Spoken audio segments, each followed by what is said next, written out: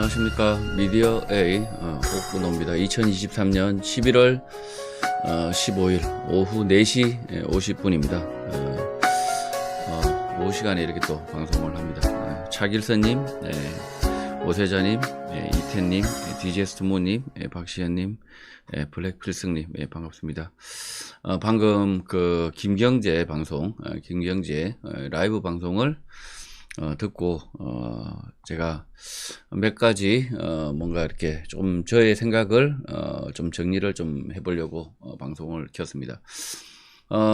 김경재 이 김경재 총재는 이 부정선거 이 문제가 발생했던 오래 전부터 지금까지 시작과 끝 가운데 있었던 분입니다. 지금도 교류하고 있고요. 지금도 뭐 교류하고 있고, 여의도에 제가 김경재 이 스튜디오에 가서 방송도 하고 그러고 있습니다. 그 김경재 라이브 방송을 들으면서 노무현이 죽기 전에 화해하고 싶었다. 김경재하고 화해하고 싶었다. 저는 노무현이 김경재에게 하고 싶었던 그 말이 무엇이었을까라고 생각했을 때, 저는 그 김경재 총재가 생각했던 그 말이 아니었을 것이다. 저는 뭐 그렇게 생각합니다. 그래서 이 노무현이 김경재에게 하고 싶었던 그 말 때문에 죽음을 당한 게 아닌가. 뭐 저는 뭐 그렇게 생각이 들고요. 그래서 이 비참하게 이 자살인지 타살인지 또 애매하게 이 생을 마감한 노무현, 그리고 또 박원순이도 있죠. 박원순도 있고 노회찬도 있습니다. 한국 정치사에서 보기 드물게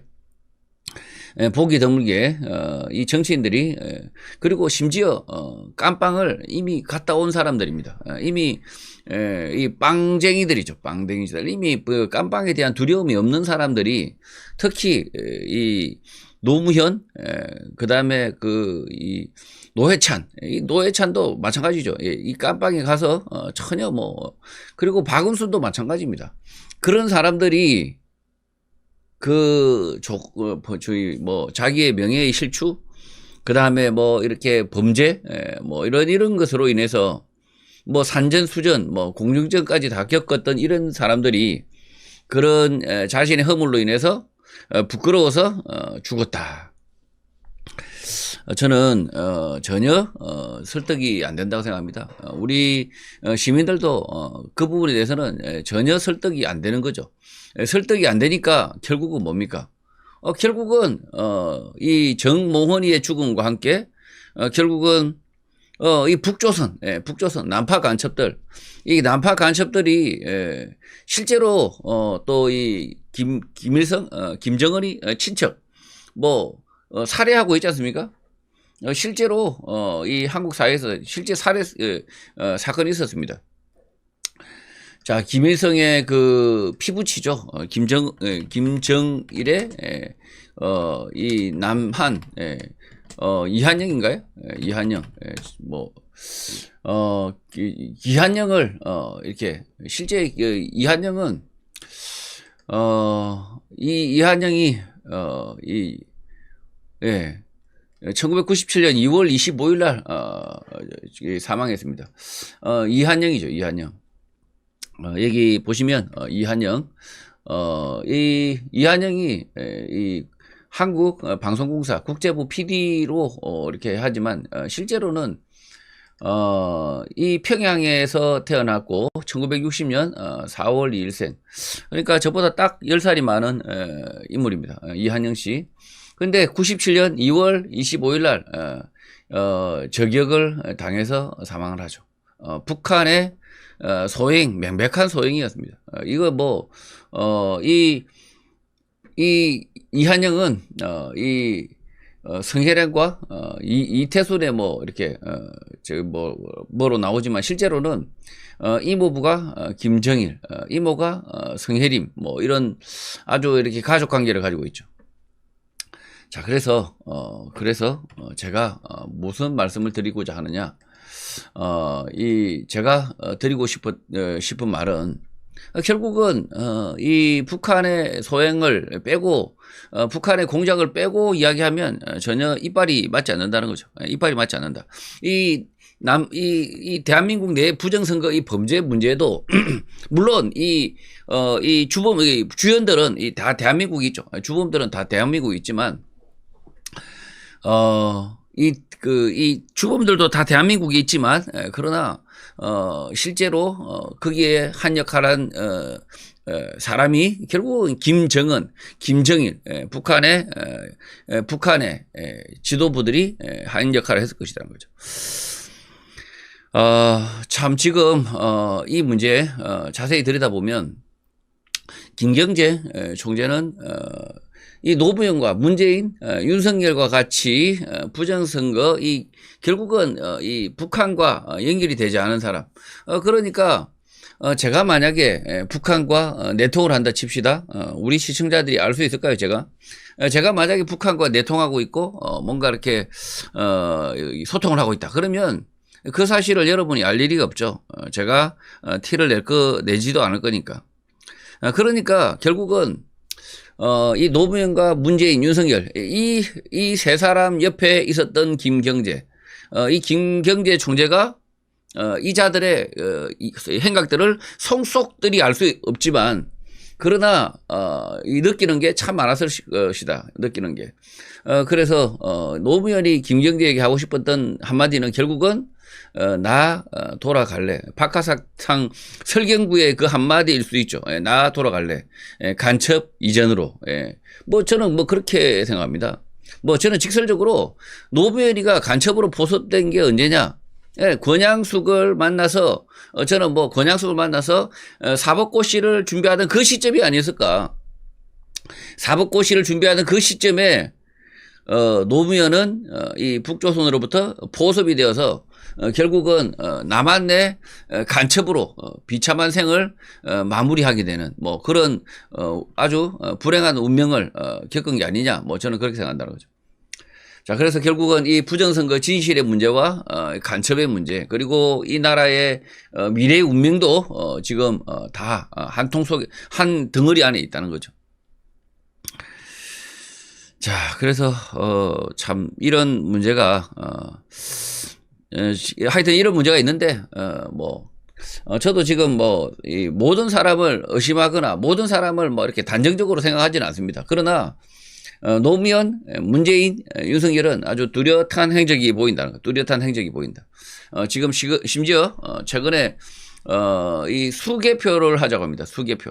참 희한한 게 노무현과 문재인과 윤석열 이 관계가 다시 한번 재조명되는 사건이 뭐냐?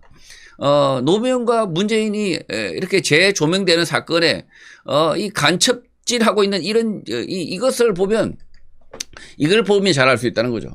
대통령 경호구역 300m를 보면 행정소송을 각하하는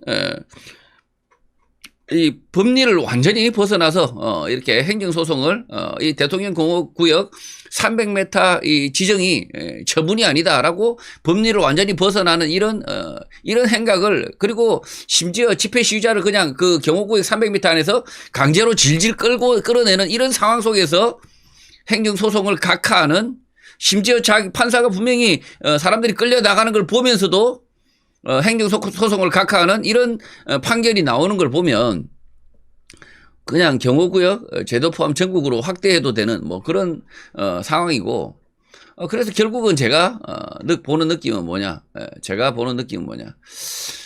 이 결국은 이 윤석열, 문재인도 결국은 다 간첩의 계보들이 아닌가? 이 간첩의 계보가 아닌가 저는 생각한다는 거죠. 노무현을 포섭했던 이 북한이 어떤 간첩을 한 명 포섭을 했습니다. 포섭을 했는데 다음 간첩을 포섭하지 않을까요? 넥스트를 준비하지 않았을까요? 네. 넥스트를 이렇게 준비하지 않았을까? 저는 분명히 넥스트를 준비한다고 생각합니다.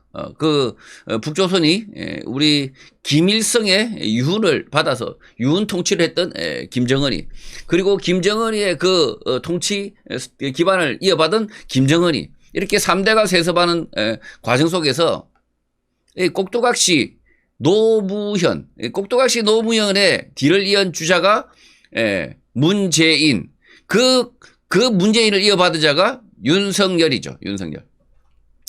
자, 그래서 이 수개표 하자는 부정선거 범죄자들, 이 사전투표함을 통째로 바꾸는 중앙선관인데, 우리 시민들이 이렇게 수개표하면 속을 줄 알고, 이 가짜표를 수개표하는 비극이잖아요. 비극. 엄청난 비극이죠.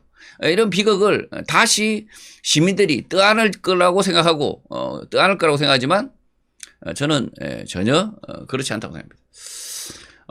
지금 이 문제는 굉장히 심각한 문제인데, 87년 대통령 선거로 거슬러 갈 수 있습니다. 이 87년 대통령 선거부터 이미 대한민국은 이 스스로 이 나라가 제대로 굴러갈 수 있는 그런 상황이 아니었던 거죠. 87년 직선제를 우리가 민주화의 업적으로 생각하지만, 그러나 87년 대통령 직선제 이 혼란을 틈타서 이 북조선 김일성, 김정일, 김정은 이 3대 세습 정권은 87년 대통령 선거가 기회였던 거죠. 이 선거 범죄를 조장해서 결국은 이 나라를 아노미 상태, 무질서 상태로 빠뜨리겠다. 이게 대남 공작의 한 축이었던 거죠. 대남 공작의 한 축이었다. 결국은 대남 공작을 어떻게 할 것 같습니까?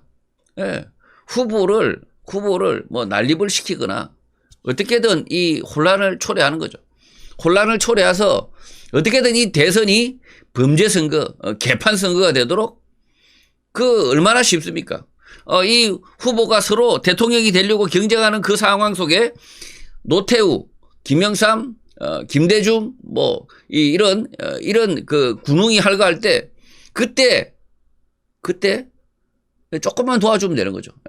지네들끼리 싸우는데, 이 선거라는 민주적 절차를 놓고 싸우는데, 거기에 조금만, 그냥 뭐, 그때 당시에는 뒷돈이 출처가 알 수가 있었겠습니까? 당연히 출처도 알 수가 없죠. 당연히 이놈의 출처, 이 검은 돈의 출처, 선거 자금의 출처를 알 수가 없는 이 상황 속에, 아주 자중질환하고 있는 이 상황 속에 그냥 북조선이 당연히 도와주면 되는 거죠. 그냥 이 선거에 그것도 대통령 권력을 놓고 다투는 이 선거에 북조선이 개입하지 않았다? 개입했을 거라고 봅니다. 이 중공도 개입했을 거고, 당연히 북조선도 개입했을 거고. 자, 그래서 이런 이 범죄 선거를 실제로는 87년 대통령 선거 이후로 북조선이 끊임없이 시도를 한 거죠. 시도를 했고, 자, 이 선거 범죄가 아예 범죄가 선거의 규칙이고, 이러니까 이제 엉망진창이 된 거죠. 그리고 2012년에 사람들이 굉장히 놀랐습니다. 박근혜 문재인의 범죄 선거, 이때 전자개표기, 이때 전자개표기의 희한한 동작에 돌아가는 것을 보고 사람들이 놀랬던 거죠.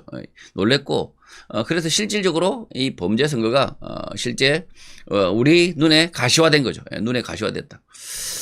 자, 그래서 이 범죄 선거가 가시화되어서 우리 눈에 밟혔는데, 지금 이 범죄 선거를 은폐하려고 지금 무던히 노력하고 있습니다. 무던히 노력하고 있는데, 이 범죄 선거, 이 부정 선거가 무던히 노력하고 있는데, 그러나 결국은 드러날 것이다. 저는 그렇게 생각합니다. 뭐 어떻게든 물타기하고 덮고 공작질하고 온갖 지랄을 하지만 결국은 밝혀질 것이다. 왜냐하면 그 악인의 그 노력과 그 악인의 그 계획은 결국 수포로 돌아간다는 거죠. 왜? 멍청하기 때문에. 대가리가 그냥 속된 말로 겁나 멍청하기 때문에. 이 악인들의 대가리는 결국은 수포로 돌아간다는 거죠. 자, 지금 보면 지금 이 악인들의 그 노력은 수포로 돌아갔는데, 자, 저는 이 노무현 노무현과 김경재, 오늘 김경재 총재의 노무현에 대한 이 회상들을 제가 들었는데요. 참 김경재 총재 지금 보니까 저 때가 이 노무현이 당선되었던 그러니까 몇 년도입니까? 아유, 시간인데 한참에 90년, 그러니까 2002년인가요? 2002년? 2002년 무렵. 벌써 한 20년 전인가요? 아주 김경재 총재 얼굴이 팽팽합니다. 어쨌든, 노무현이 더 늙어 보이고, 그 형님이라고 하는 김경재 후보가 더 젊어 보이네요.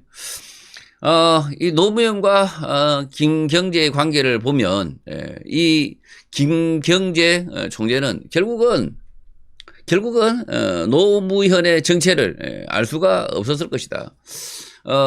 이 노무현이 굉장히 뭔가 이렇게 이 사회주의, 공산주의와 맞지 않는 거죠.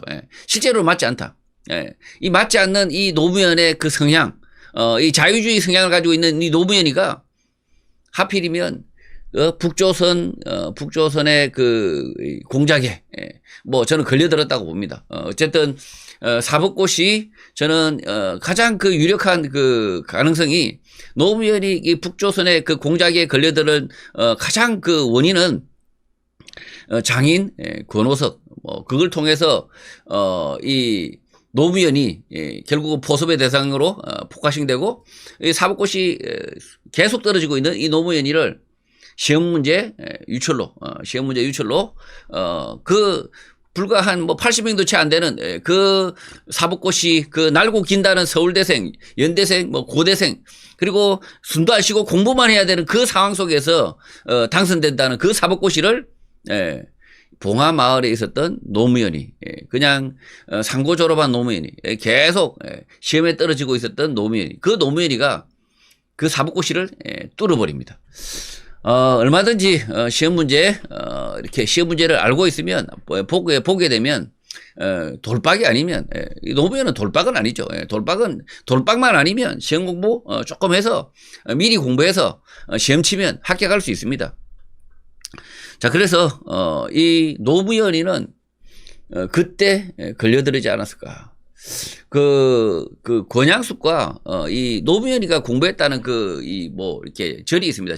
절이 있는데 그 절의 위치와 뭔가 이렇게 권양숙의 집을 봉하마을 근처에 살았다고 하니까 이렇게 대충 지금도 대충 자재 보면 줄자로 재보면 상당한 거리입니다. 상당한 거리.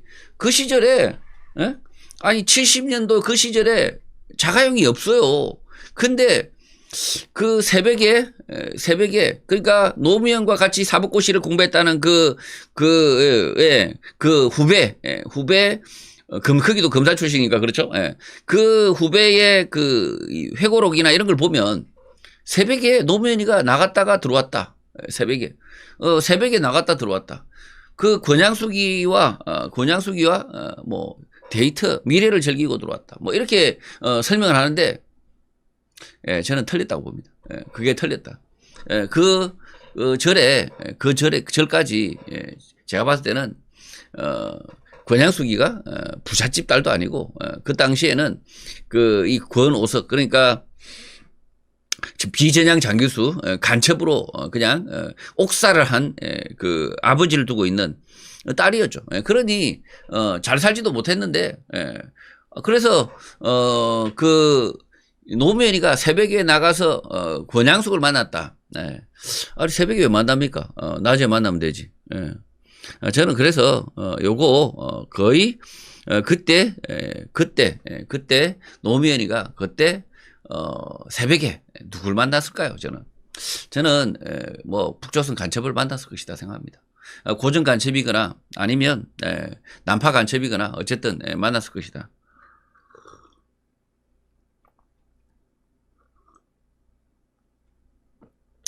자, 그래서 이 노무현과 김경재의 만남은 참 어찌 보면 역사의 한 페이지죠. 역사의 한 페이지인데 어쨌든 노무현을 대통령으로 당선하는데 호남 출신 김경재 총재가 역할을 하지만 결국은 이 노무현의 속내를 읽을 수 없었던 김경재, 이 노무현의 그 출신과 그 이 배경을 알지 못한 김경재 총재 입장에서는 결국은 뭐 이 호남과 영남이 하나가 되는 뭔가 그 앙금이 치료가 되는 그래서 그 지역 감정의 문제가 해소가 되는 그런 정치적 통합을 꿈꾸고 나름 이 정치에 드라마를 써갔지만 실제로는 북조선이 키운 아니야 북조선이 준비했던 노무현이 아닌가라고 생각한다는 거죠. 근데 이 노무현이 워낙 이 간첩으로서의 자질이 떨어지는 거죠.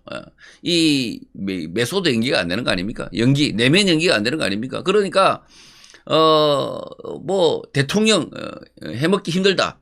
그 발언이 뭘까요? 아니 대통령이 왜 해먹기 힘들까요? 예. 간첩지 꼭두각시 짓을 하고 있으니까. 아니 그 문재인이 그 노무현이가 꼭두각시 짓을 하고 있으니까. 아니 북조선 지령과 이 남한의 정치 상황을 뭔가 결합시키려니까 어려운 거죠. 어려운 거. 굉장히 어려운 거죠. 그러니까 자기의 뭐죠? 가치관 그다음에 자기의 성향과도 맞지 않는 거죠.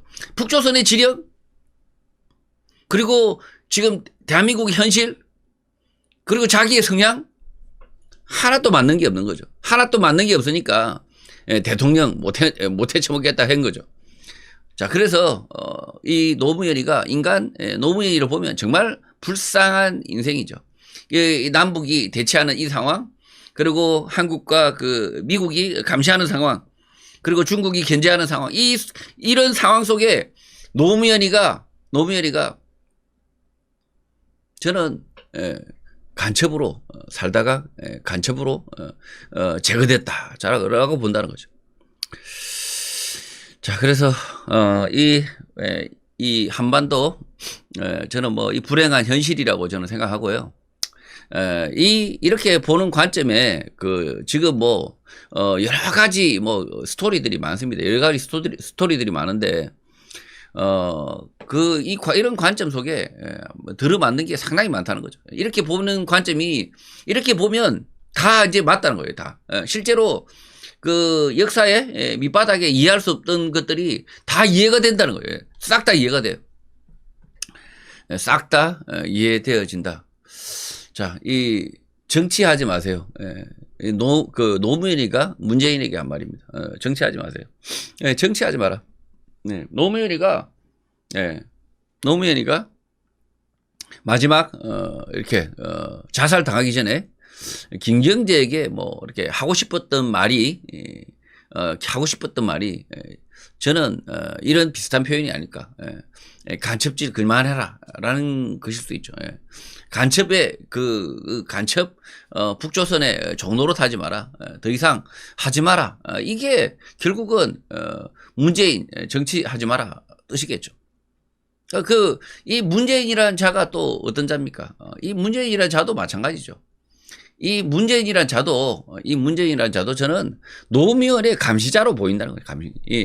이 노무현 원조 1호 간첩, 원조 뭐 1호 사법고시 1호 간첩, 이 노무현을 감시하기 위해서 아주 자유 사상이 자본주의 사상에 찌든 이 노무현을 감시하기 위해서 사회주의, 이 강성 사회주의, 이 문재인 2호 간첩이 1호 간첩을 감시하고 있었던 게 아니냐. 감시하고 있었던 거죠, 실제.